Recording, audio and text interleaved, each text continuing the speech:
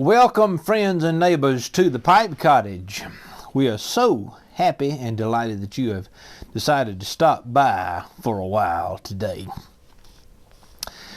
Today's episode is an extension of the Books and Pipes series that we have started on this channel. And today I want to talk about Wendell Berry. And for those who may be interested, I am smoking a Boswell Churchwarden pipe today, filled with 1995 McClellan Mixture Number 12. It is mighty, mighty fine. So if there are some interludes in the video, or audio if you're on the podcast, it's simply me puffing on this 95 McClellan number 12, which is extremely superior in its representation of Oriental tobacco leaf.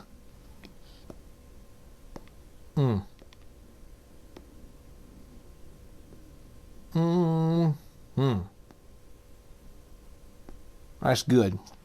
Wendell Berry. Now, why should you care about Wendell Berry?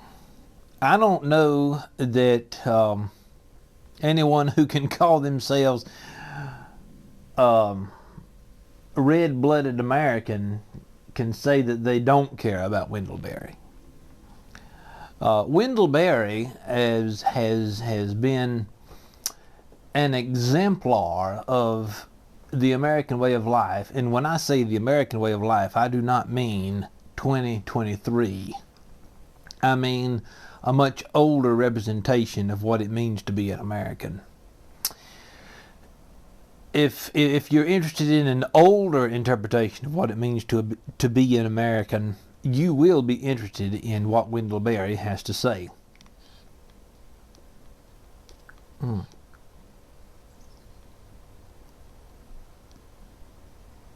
I'm almost tempted to cut the video off and just enjoy this bowl in solitude because it's so divinely inspiring. But I want to spend some time with you today. So I have selected some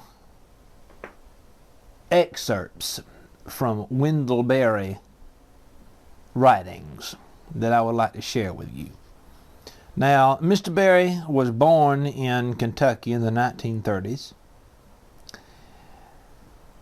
And he was in the academic world for a short spell. But in the late 1960s, he went back to his land of birth in the northern region of Kentucky, just outside of Lexington. He is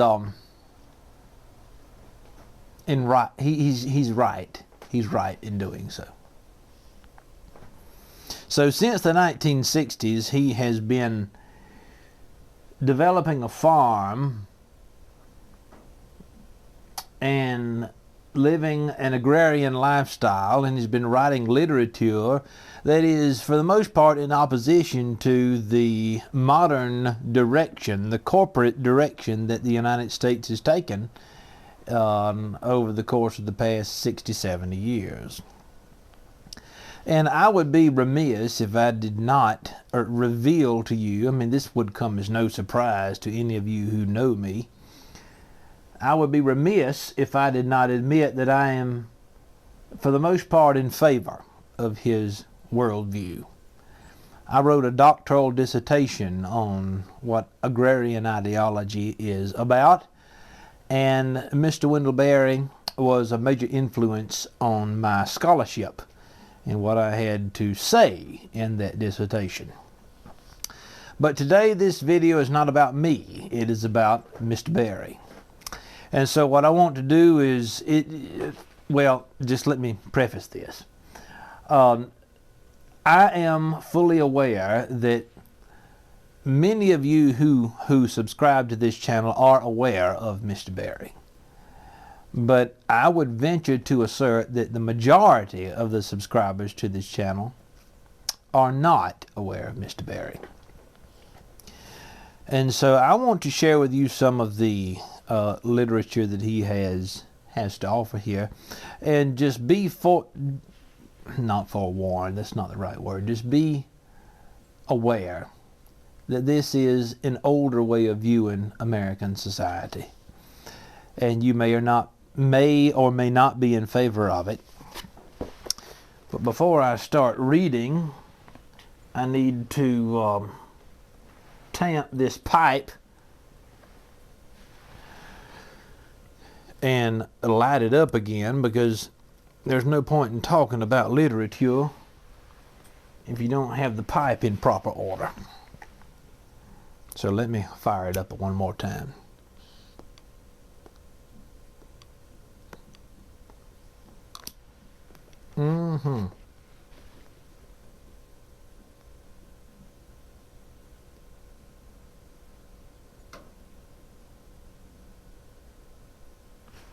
That's that's heavenly. It's divine. So listen to the words of Mr. Wendell Berry. This comes from an essay he entitled The Agrarian Standard. We agrarians are involved in a hard, long, momentous contest in which we are so far, and by a considerable margin, the losers. What we have undertaken to defend is the complex accomplishment of knowledge, cultural memory, skill, self-mastery, good sense, and fundamental decency.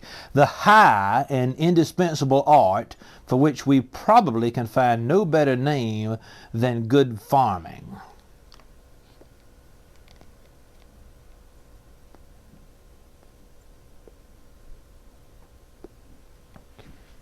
And I am of the opinion that Mr. Berry here is drawing upon Cato the Elder, one of the ancient Italian, Roman writers that we have in Western civilization, who said that to be called a good farmer was the highest accolade that a man could achieve in his lifetime.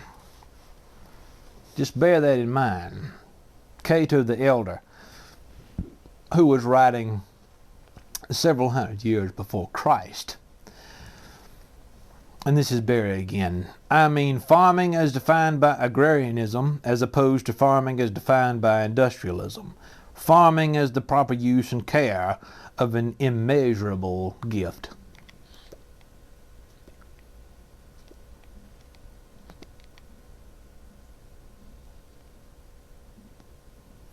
I believe, this is Berry again, I believe that this contest between industrialism and agrarianism now defines the most fundamental human difference, for it divides not just two nearly opposite concepts of agriculture and land use, but also two nearly opposite ways of understanding ourselves, our fellow creatures, and our world.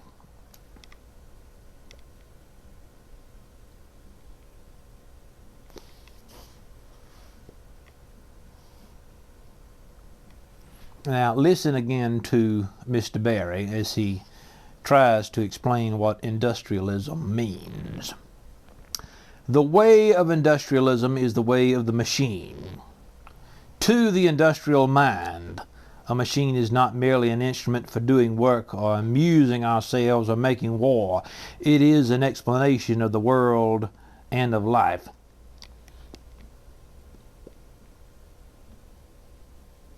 The machine's entirely comprehensible articulation of parts defines the acceptable meanings of our experience, and it prescribes the kinds of meanings the industrial scientists and scholars expect to discover. These meanings have to do with nomenclature, classification, and rather short lineages of causation. Because industrialism cannot understand living things except as machines, and can grant them no value that is not utilitarian, it conceives of farming and forestry as forms of mining.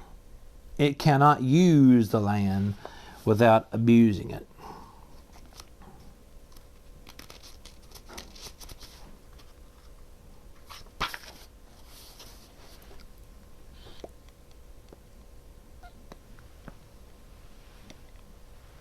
Now, if any of you have followed the pipe cottage for any extent of time, you know that my interests are primarily in agrarianism. I believe in the proper use of land and landscape, and this may not be of any interest to you, but as far as books are concerned, as far as writers are concerned, within the past 100 years of American history, Wendell Berry reaches to the top of all of this. Listen to what he has to say here, and continuing with this essay, The Agrarian Standard. Industrialism begins with technological invention, but agrarianism begins with givens, land, plants, animals, weather, hunger, and the birthright knowledge of agriculture. Industrialists are always ready to ignore, sell, or destroy the past in order to gain the entirely unprecedented wealth, comfort, and happiness supposedly to be found in the future. Agrarian farmers know that their very identity depends on their willingness to receive gratefully, use responsibly, and hand down intact an inheritance, both natural and cultural, from the past. Agrarians understand themselves as the users and caretakers of some things they did not make, and of some things that they cannot make.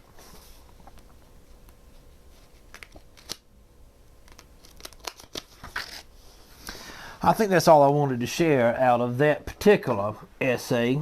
But if people were to ask me what I think the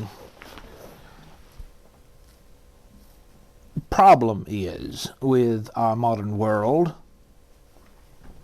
and I say this to you as pipe smokers because most pipe smokers are interested in an older world. You're not interested in necessarily what current society considers to be fashionable. If someone were to ask me, who should I read to understand an older perspective of American life, I would certainly point them to Wendell Berry.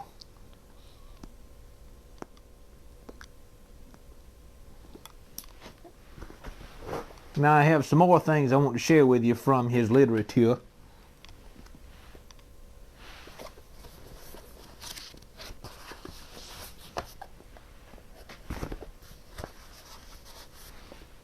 Here, Mr. Berry is talking about what happens when a man decides that he wants to buy a farm, wants to buy a particular piece of landscape. And so I want you to listen to what he has to say here in an essay entitled People, Land, and Community. When one buys the farm and moves there to live, something different begins.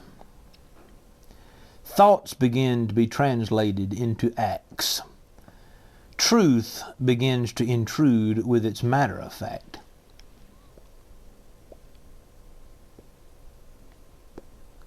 One's work may be defined in part by one's visions, but it is defined in part too by problems, which the work leads to and reveals. And daily life, work, and problems gradually alter the visions.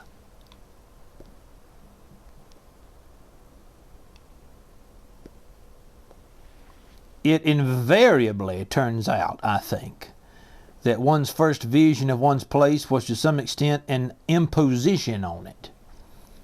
But if one's sight is clear, and if one stays on and works well, one's love gradually responds to the place as it really is, and one's visions gradually image possibilities that are really in it.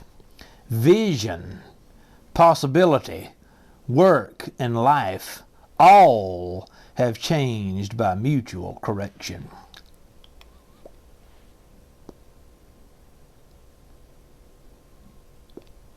Correct discipline, given enough time, gradually removes oneself from one's line of sight.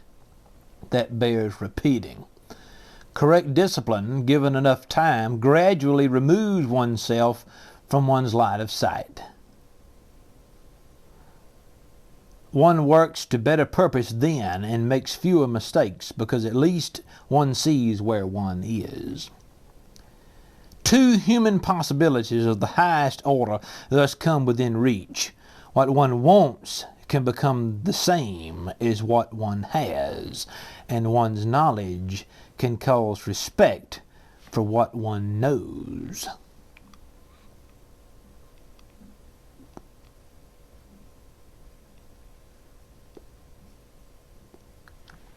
If I can continue for just a couple of minutes with this same essay. Correct discipline and enough time are inseparable notions. Correct discipline cannot be hurried, for it is both the knowledge of what ought to be done and the willingness to do it, all of it, properly. The good worker will not suppose that good work can be done properly answerable to haste, urgency, or even emergency. But the good worker knows too that after it is done, work requires yet more time to prove its worth.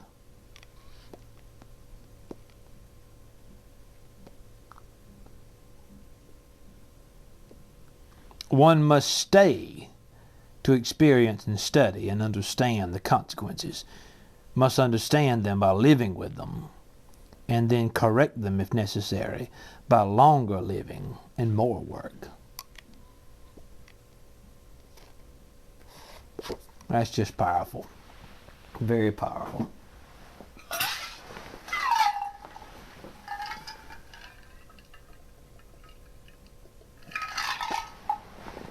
Now, the final piece of berry content that I would like to share with you is from his poem series entitled Leavings.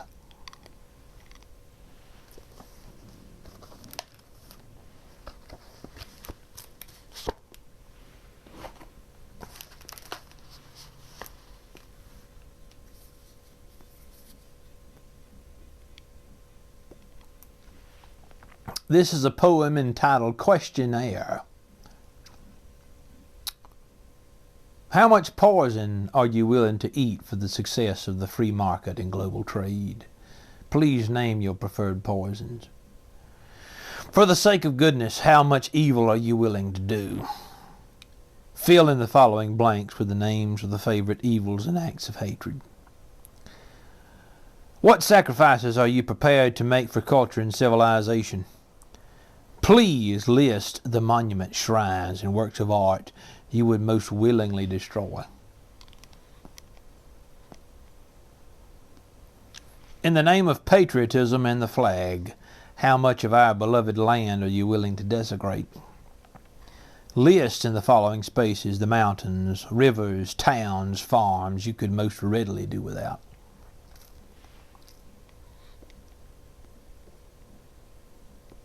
State briefly the ideas, ideals or hopes, the energy sources, the kind of security for which you would kill a child. Name, please, the children whom you would be willing to kill.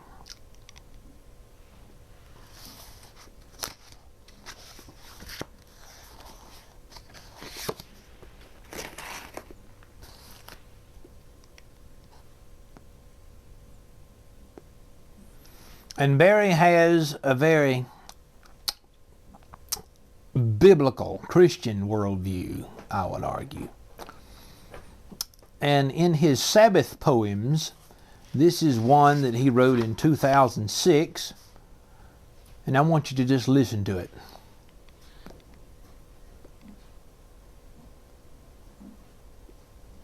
If there are a chosen few, then I am not one of them.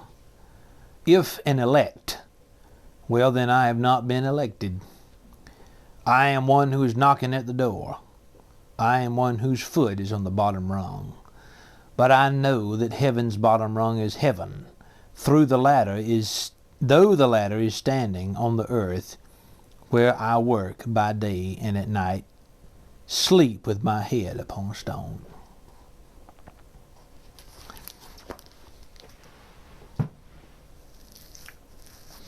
Mr. Berry is worthy of your attention.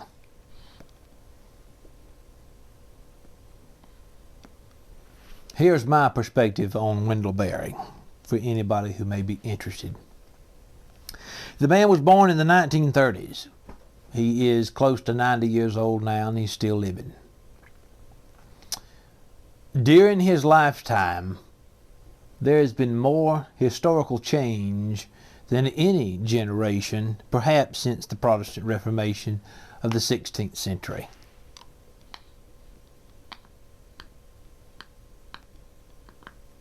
We have far more exposure to the digital world now than we did before. There is more exposure to,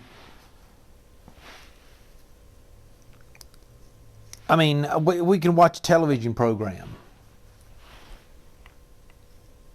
and see violence that's happening across the world 3,000, 4,000 miles away.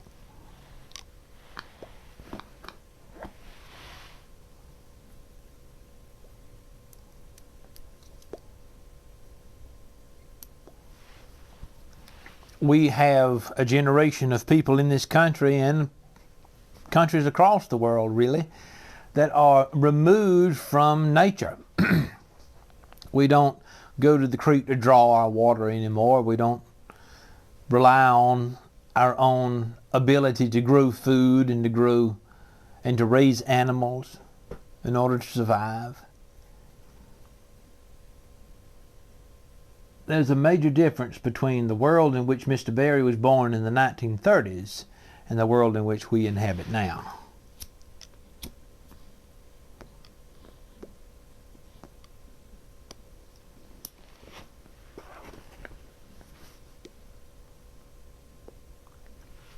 But I don't think that the world in which we inhabit now is better. I don't think Mr. Berry would either.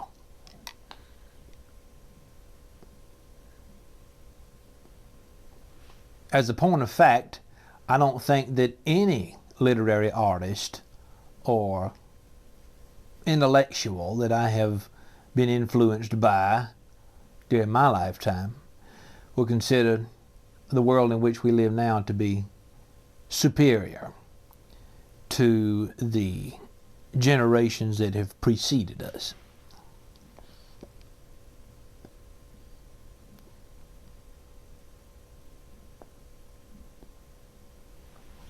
So what's the major point? What's the takeaway from this content? The takeaway is simply this. Everything that's old is not useless, and everything that's new is not better.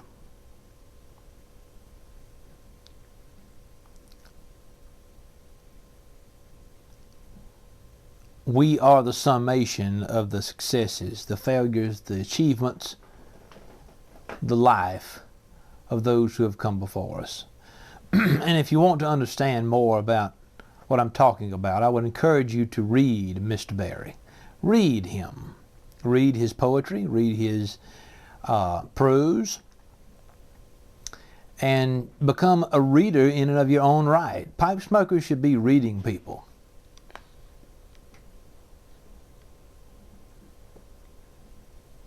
I think that for the most part, pipe smokers are reading people. And so I just wanted to share my thoughts about Wendell Berry today. It may or may not be of use to you. I don't know. But this is a man who has had a profound influence on my life and my understanding of American history and modern American culture. And I think it would be worth your time to pay some attention to him if you haven't already. But in the meantime, I'm going to draw this video to a close, or if you're listening to the podcast, this audio presentation to a close. And in case you didn't know, we are on podcast platforms now. The Pipe Cottage is in fact in podcast form. And so I hope that you will support us there and support us here on YouTube. But we're excited about the direction that the Lord is taking the Pipe Cottage, and I hope that it's going to be of benefit to many, many people. I'm going to enjoy the rest of this Boswell Church Warden here and this 1995